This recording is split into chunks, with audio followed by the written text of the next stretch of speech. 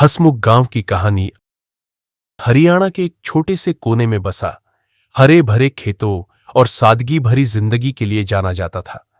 लेकिन पिछले कुछ सालों में इस गांव की हवा में कुछ बदल गया था।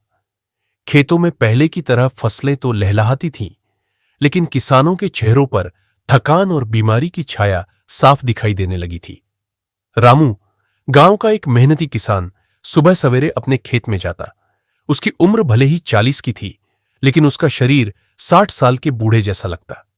खांसी, सांस लेने में तकलीफ और जोड़ों का दर्द उसका पीछा नहीं छोड़ता था। उसकी पत्नी सावित्री हर रात उसे हल्दी वाला दूध पिलाती, लेकिन कोई फायदा नहीं हो रहा था। गांव के और भी कई किसान ऐसी ही परेशानियों से जूझ रहे थे। कोई कमजोरी की शिकायत करता तो कोई त्वचा की जलन की। एक दिन गांव में एक नया चेहरा आया, डॉक्टर अनिल, जो शहर से गांव में स्वास्थ्य शिविर लगाने आए थे।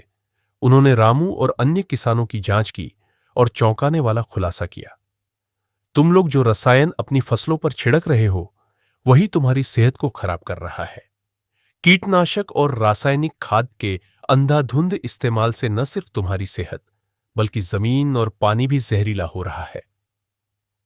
रामू को यकीन नहीं हुआ।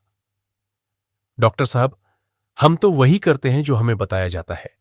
ये कीटनाशक तो फसल बढ़ाने के लिए जरूरी है, बिना इसके हमारा गुजारा कैसे होगा? डॉक्टर अनिल ने समझाया, रामू भाई, फसल बढ़ाने के चक्कर में तुम अपनी जिंदगी छोटी कर रहे हो। ये रसायन तुम्हारी फसलों को तो बचा रहे हैं, लेकिन तुम्हारी सांसों को छीन रहे हैं। उन्होंने गांव वालों को जैविक खेती के बारे में बताया। केंचुए की खाद, नीम का तेल और प्राकृतिक तरीकों से कीटों को भगाने के उपाय। रामू और कुछ अन्य किसानों ने इसे आजमाने का फैसला किया। शुरुआत में डर था कि फसल कम होगी, लेकिन अनिल ने उनकी मदद की।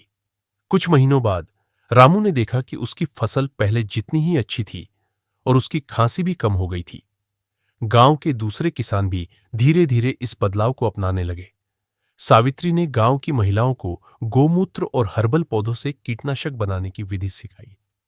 समय के साथ 55 गांव की हवा फिर से साफ होने लगी। किसानों के चेहरों पर रौनक लौट आई। रामू अब सुबह खेतों में गुनगुनाता हुआ जाता। उसने अपने बच्चों को भी यही सीख दी। बेटा, धरती हमारी मां है, उसका ख्याल रखो, वही तुम्हारा ख्याल रखेगी। और इस तरह एक छोटा सा गांव, जो रसायनों के जाल में फंस गया था, फिर से अपनी जड़ों की ओर लौटा। हसमुख गांव की कहानी अब दूर दूर तक फैलने लगी और लोग इसे स्वस्थ गांव के नाम से जानने लगे।